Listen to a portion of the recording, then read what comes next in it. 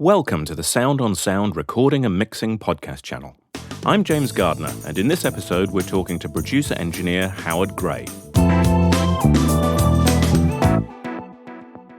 Since 1990, Howard's been the vibe controller of the band and remix team Apollo 440, working with people like Jeff Beck and Jean-Michel Jarre, and remixing tracks by artists such as U2, Genesis, and Ennio Morricone.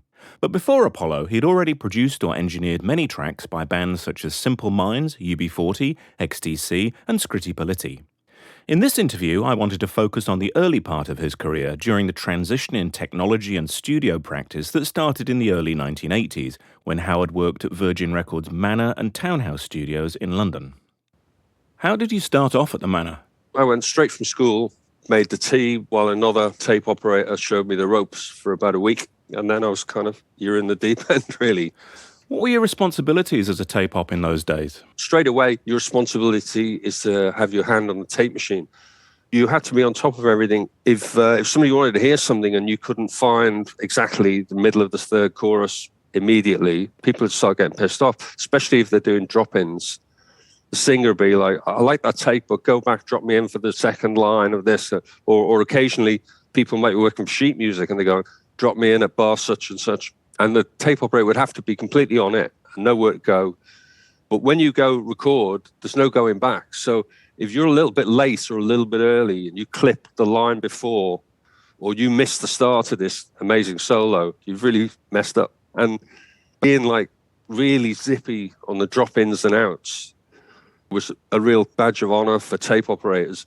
Especially different tape machines had different inherent delay. So you had to kind of anticipate the drops, and you got to know your tape machine, just exactly how many milliseconds you needed to anticipate to get it in. And I did actually once erase Phil Collins' lead vocal on You Can't Hurry Love. He'd done all the vocals, we bounced it all down. They said, great, yeah, just erase the ones we don't need. And I pressed track 21 instead of track 22 or something. And sorry, Phil, I think I've wiped the vocals, so we had to do it again. But I'm sure it was better. What was a typical day at a residential studio like the Manor? There was no such thing as a typical day, except they were all 14 or 16 hours for the engineers. The musicians would swap over and do their bits, but pretty much the producer and the engineers, you'd literally work all the time. The Manor studios worked 7 days a week, and bands would often book it for weeks at a time. Typically, an album would take around 6 weeks. And if a band booked the whole time, they'd be recording backing tracks for, say, 10 days, overdubs for a couple of weeks, 3 weeks maybe, vocals for a week, and then a week, maybe two, mixing. And that would be 6 weeks for a big band to do a record. For me, as the tape op, the first day would be setting up microphones everywhere, and we had the stone drum room there, which had just been built. People like to come for the drum sound in there. And we'd have microphones on the balcony in there. Even have a parabolic microphone on the balcony pointed at the snare drum sometimes. The stone room at the Manor was quite a tall room. They had a little walkway balcony where you could walk through to what used to be the top floor of the barn, which was still a kind of little balcony section in the main studio. Richard Mannering was the chief engineer at the Manor when you started, wasn't he? He was, and he was kind of a tutor to me. Mick Glossop was another one. He was the kind of townhouse head engineer, and he used to work there a lot. Sometimes groups would bring their own engineers, but the Manor and the townhouse engineers had a good reputation, and producers liked to use them. What sort of bands came in? There was all kinds of bands in. Stranglers did Golden Brown. The Harpsichord was recorded at the Manor. There was a heavy metal band called April Wine with a producer called Mike Stone, who'd worked on all the Queen records and produced a lot of big heavy metal albums. So that was a real experience, learning how he mic'd up guitars and that sort of thing. They had 3 guitarists, so I was micing up 3 Marshall stacks. For me, though, really, when OMD came in the studio, they were contemporaries from Liverpool. Not that I knew them, but I was aware of the Liverpool music scene. I was knew all the bands and knew those at the time. So I was so excited that they were in the studio. That was the Architecture and Morality album, wasn't it? Yeah, I ended up getting to work the desk quite a lot. So I actually ended up with an engineering credit on that. And I had a lot of good experiences on that because they actually had a Mellotron in the studio. They used Mellotron on Joan of Arc and those songs. I'd sort of read about Mellotrons and tape manipulation and things, and then to actually kind of get to play with that thing and see how it worked on a record, it gave them like a whole other dimension to their sound than the kind of little Korg synths that they were basically using and little drum boxes. But even the drum boxes in those days were very, very limited. And unless you were going for that really pure, simple Dr. Rhythm type of sound, bands usually wanted a bit more hit in the snare or whatever. And often they'd overdub the hi-hats, they'd overdub the snare drums, or we'd even send the snare drum out through an auratone placed on a snare drum and then mic the snare drum underneath to get the snare rattle. Anything to try and make a drum machine sound more lively in a track. They still wanted it to sound machine-like, but you needed more power to compete with bass and guitar and stuff as well.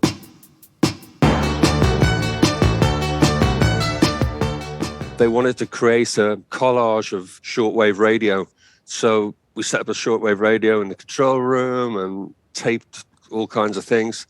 And then me and Andy sat there with a razor blade. And this was one of my first kind of big editing jobs, was actually kind of creating a whole piece out of this just with the razor blade and 15 IPS tape. These would have been quarter-inch tape edits, wouldn't they? We would have done the edits from quarter-inch, yeah, and then just spun it in on the fly onto a multi-track. Occasionally you'd record choruses and try and spin the first chorus backing vocal onto the other ones.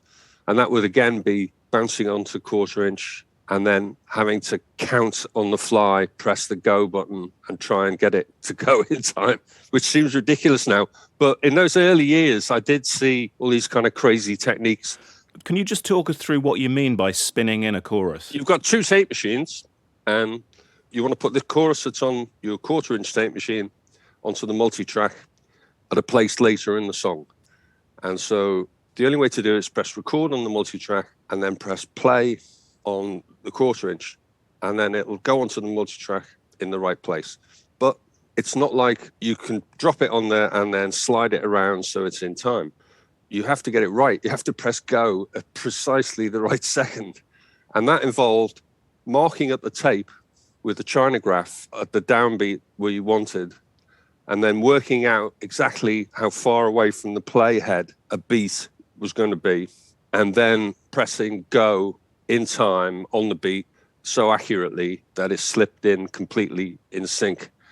It would be trial and error, but you'd know that was a bit late, that was a bit soon, and you'd just move the chinograph mark a little bit further around on the machine till you got it right. You were really at the cusp of one era of technology changing to another, weren't you? That's true.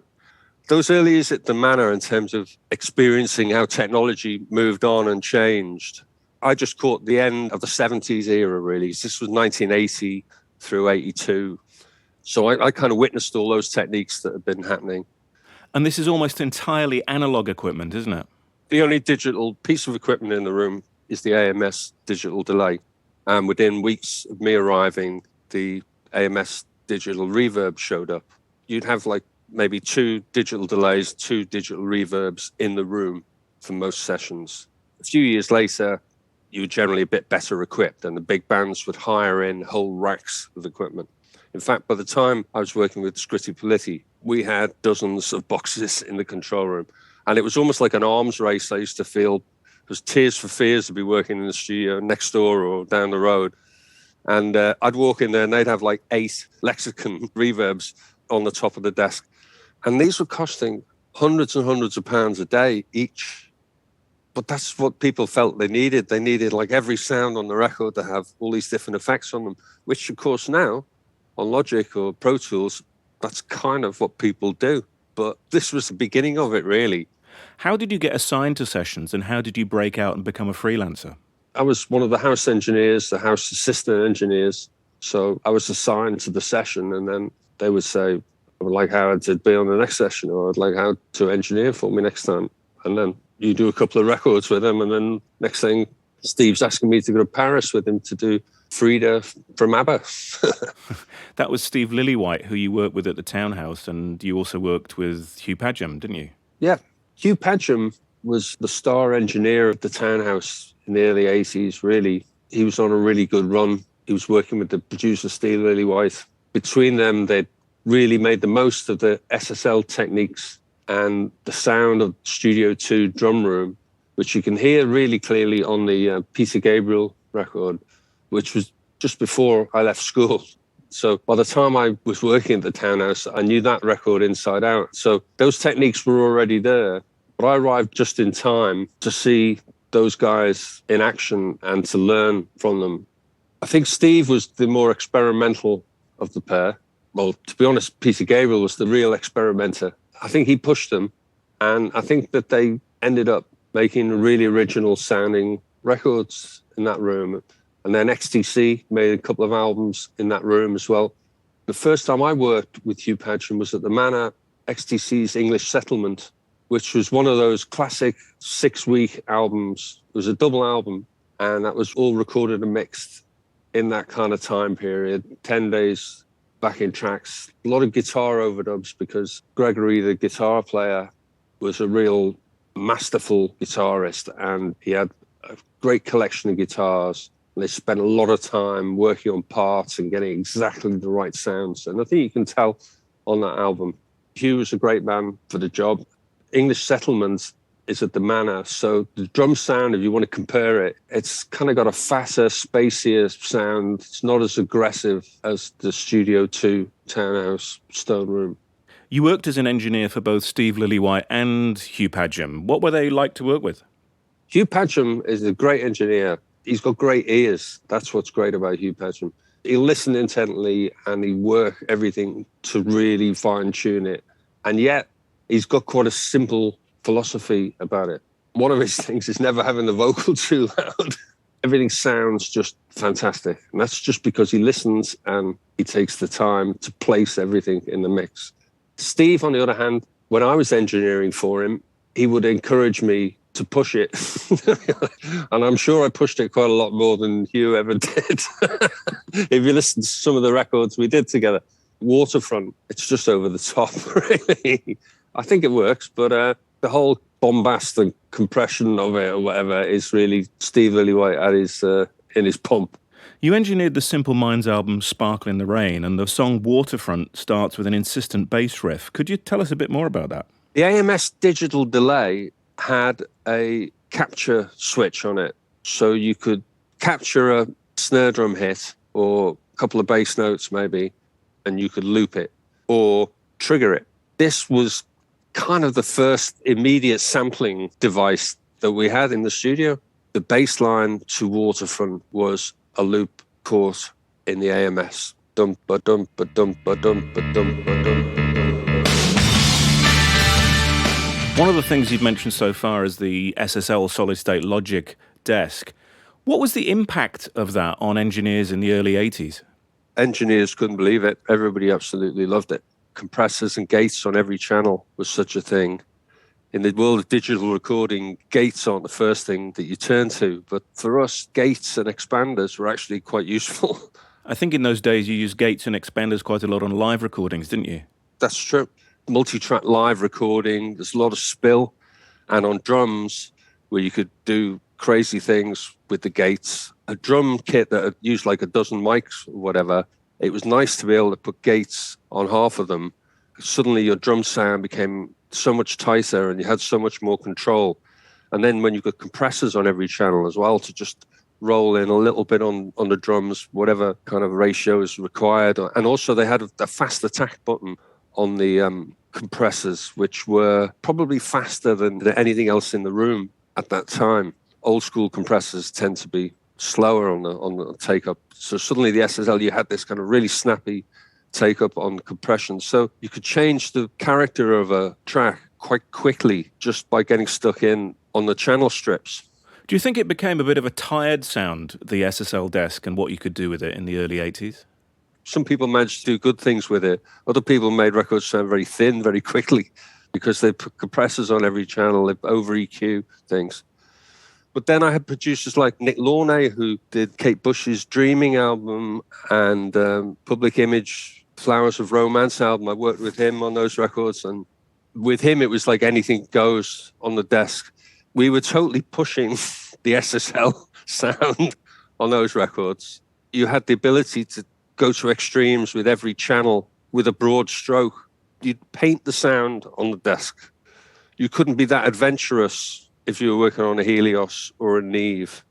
You couldn't create these sounds instantly with this overcompression and this really powerful pointed EQ and then gates, which you could trigger off other things, you know. So you'd have hi-hats triggering off guitars or string sounds or whatever. So, you know, you'd have rhythm tracks triggering keyboard tracks. And this was something you could do just by plugging out of an insert into the key in of that particular gate.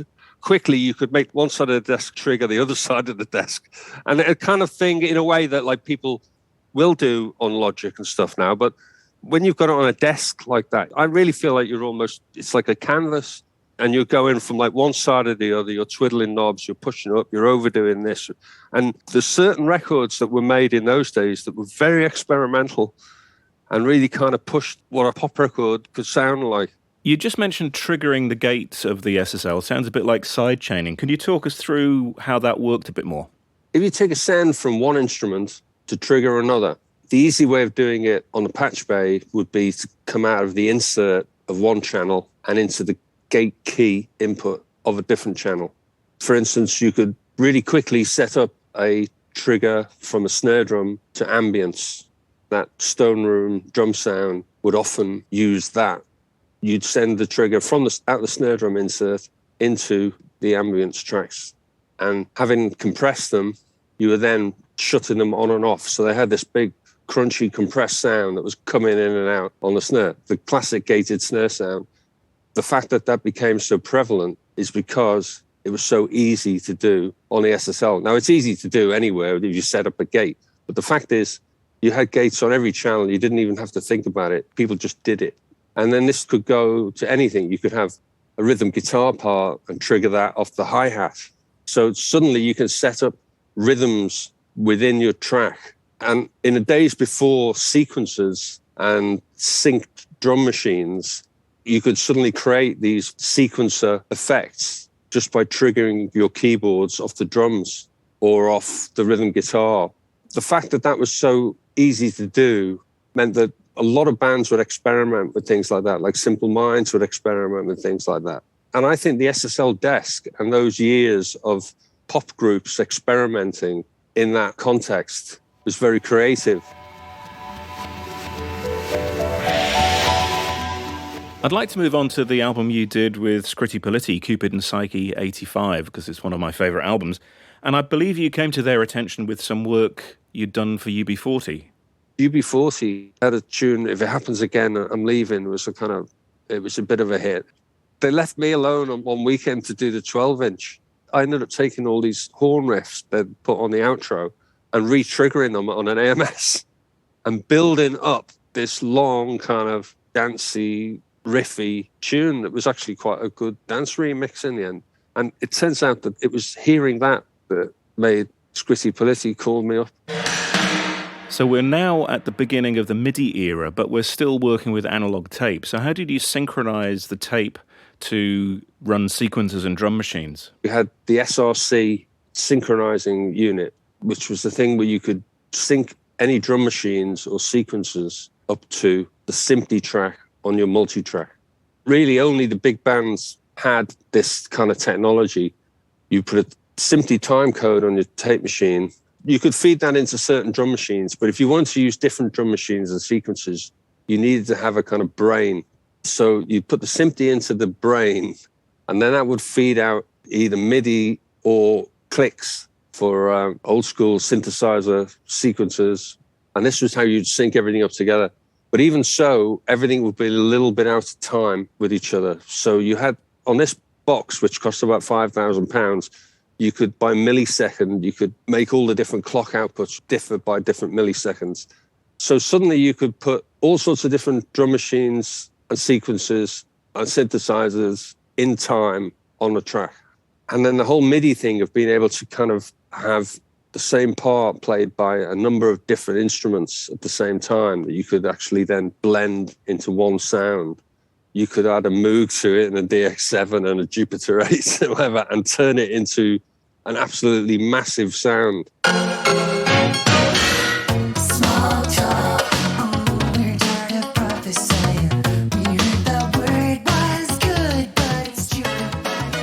much of the genius in that record is actually in the programming of the notes. Gamson would make sure that at any point there was no doubling of notes.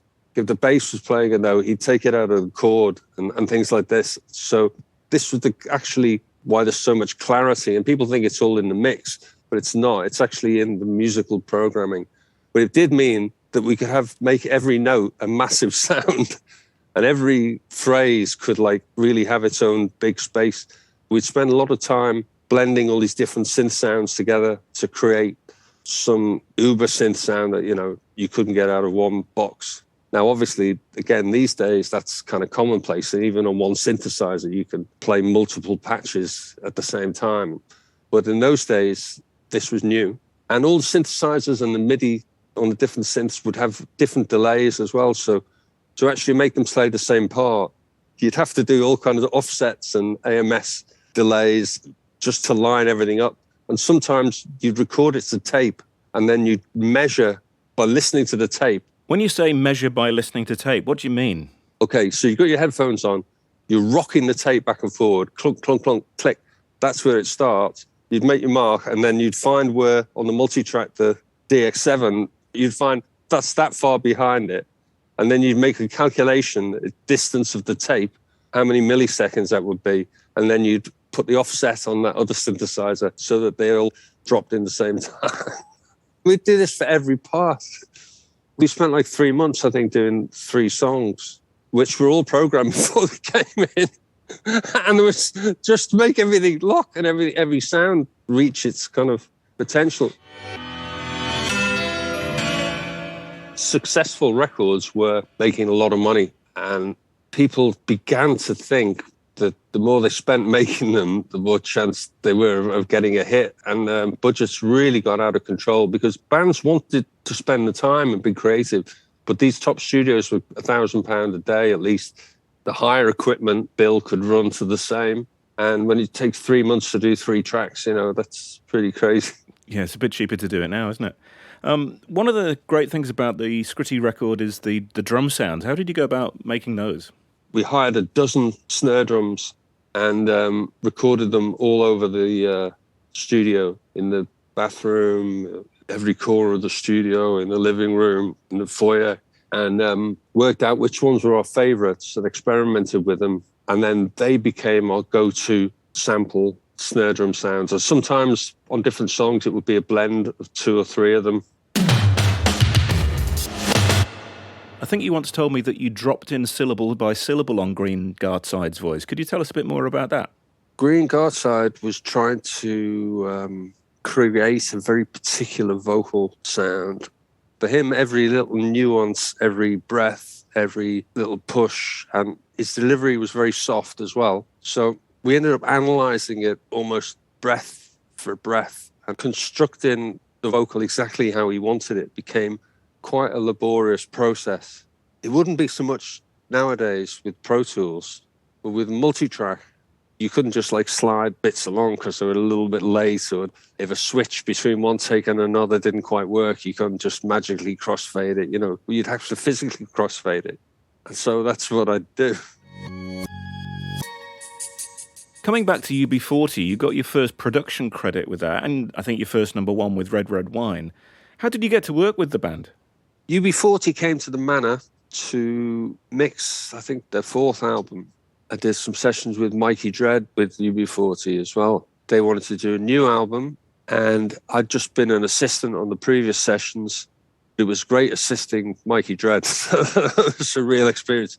They wanted to do the next album. They did it in Birmingham in their own studio, and I got on really well with them, and they invited me to be the engineer, which was I was just starting to break into engineering.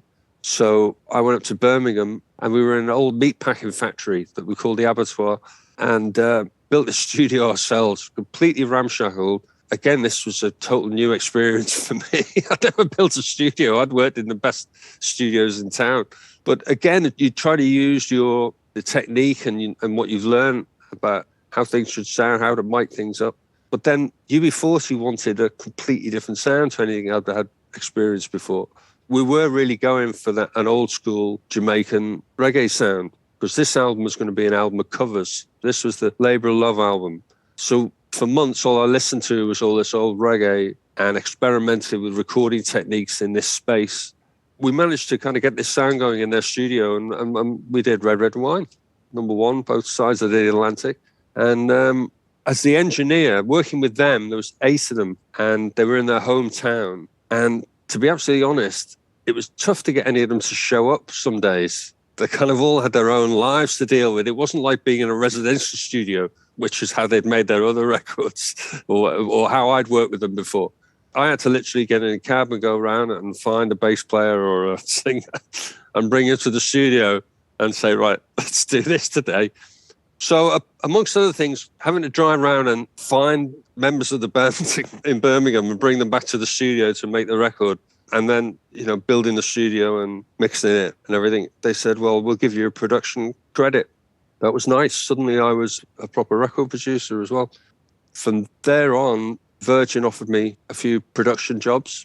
I did all sorts of interesting bands like Red Guitars, Danny Wilson, The Age of Chance. Not many people will remember The Age of Chance, but they were quite influential at the time. The Quartet actually called their album the Rosetta Stone of British indie dance rock. And part of it's because it's got my name on it, it's got Mark Stent's name on it, and it's got Steve Osborne's name on it, and Noel Watson's name on it. The Age of Chance, they had great ideas, but they had a very limited setup. The drummer only had a snare drum and a bass drum and a hi-hat and used to stand up. And then the guitarist and the bass player had pretty basic chops, really, but they had millions of ideas. So to make this kind of like state-of-the-art electro hip-hop record, whatever, they needed a bit of help. I'd just bought a Studio 440 drum machine sampler, and this was what we made the whole Age of Chance record on. It's just like a workstation. The screen is about 10 centimeters by like 2 centimeters, and that's it. And everything was step input. To actually build a track took a lot of time and effort.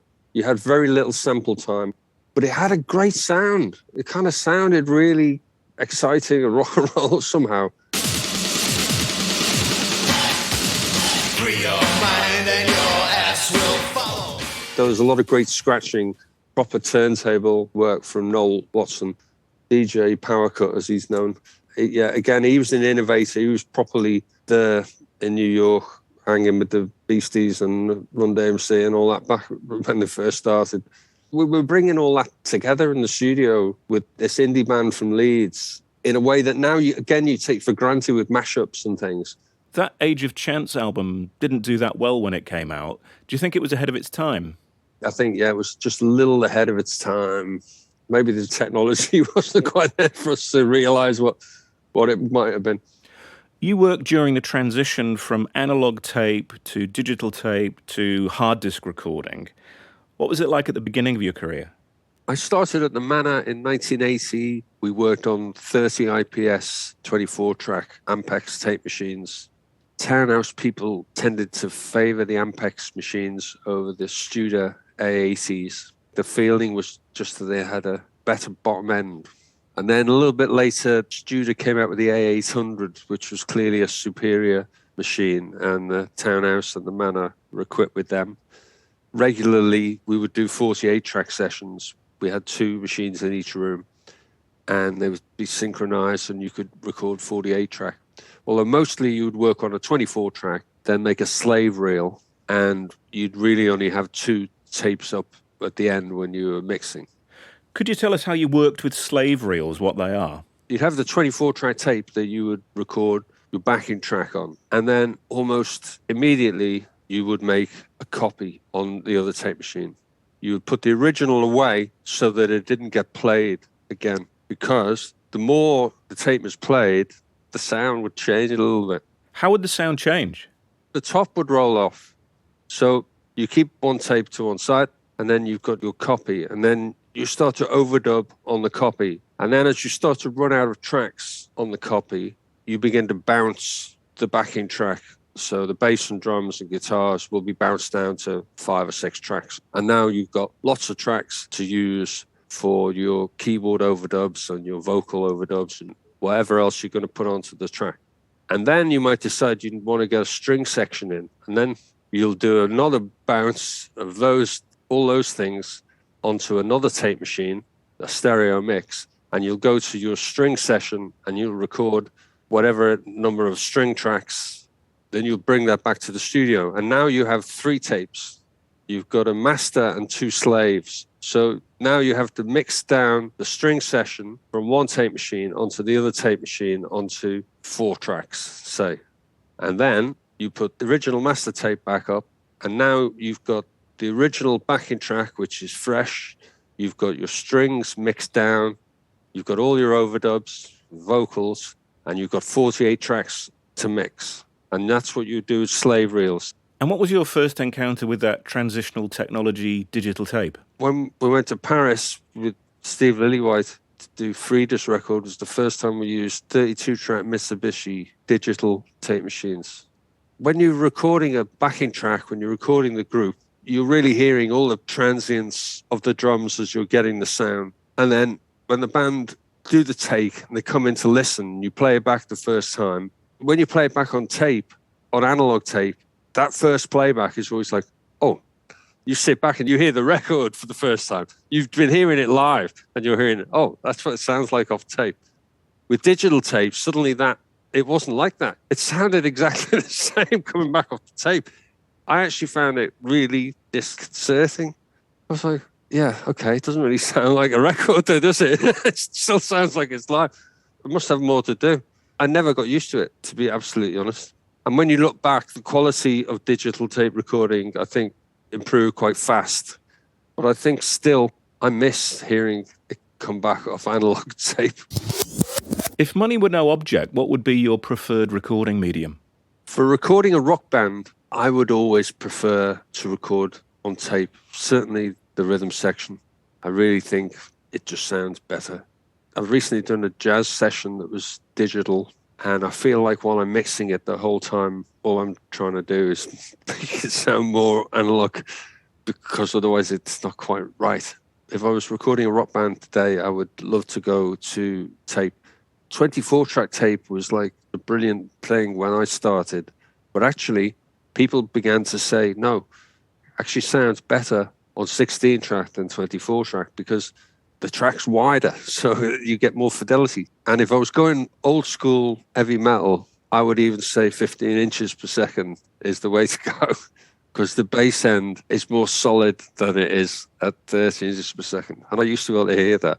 So that's what I would do. Non-Dolby, 15 IPS, 16-track, and yeah, straight onto Pro Tools.